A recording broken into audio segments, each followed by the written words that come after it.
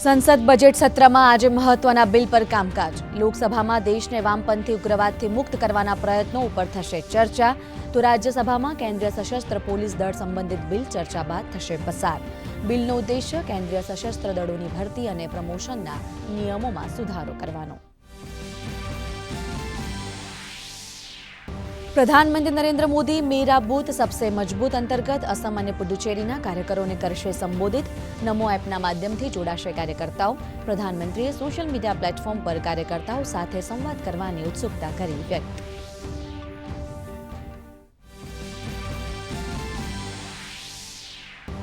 દેશમાં વિધાનસભા ચૂંટણીઓને પગલે ગરમાયું રાજકારણ. પશ્ચિમ બંગાળમાં ચૂંટણી પંચ દ્વારા પોલીસ અધિકારીઓની કરાઈ બદલીઓ. પશ્ચિમ બંગાળના પ્રથમ તબક્કા અને તમિલનાડુ માટે આજે જાહેર થશે ગેઝેટ જાહેરનામું.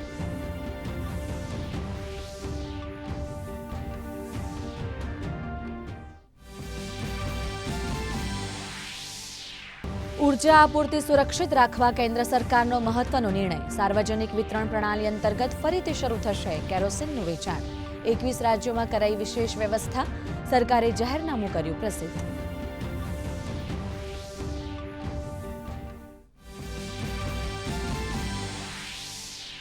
ઈરાનની અમેરિકાને ચેતવણી. કહ્યું, સંભવિત જમીની કાર્યવાહીનો આપીશું જડબાતોડ જવાબ. પશ્ચિમ એશિયા સંઘર્ષમાં યમનની એન્ટ્રીથી વધ્યું સંકટ. હુતી વિદ્રોહીઓના ઇઝરાયેલ પર હુમલાથી તેલની કિંમતનો થયો વધારો.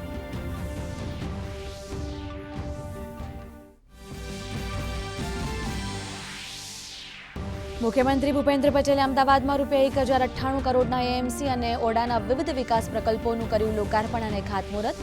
આવાસ, બ્રિજ, બાગ બગીચા, તળાવો, ઓડિટોરિયમ જેવી આધુનિક શહેરી સુવિધાઓની શહેરને મળી ભેટ.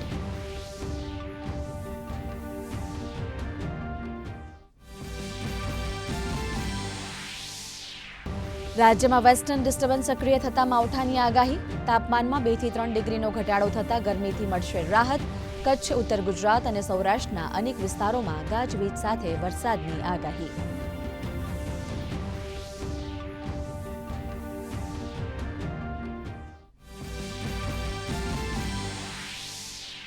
અને છત્તીસગઢમાં આયોજિત ખેલો ઇન્ડિયા ટ્રાઇબલ્સ ગેમ્સમાં કર્ણાટકનું શાનદાર પ્રદર્શન. 15 ગોલ્ડ મેડલ સાથે કર્ણાટક પ્રથમ ક્રમાંકે, તો 9 ગોલ્ડ સાથે ઓડિશા બીજા, તો અરુણાચલ પ્રદેશ ત્રીજા ક્રમે.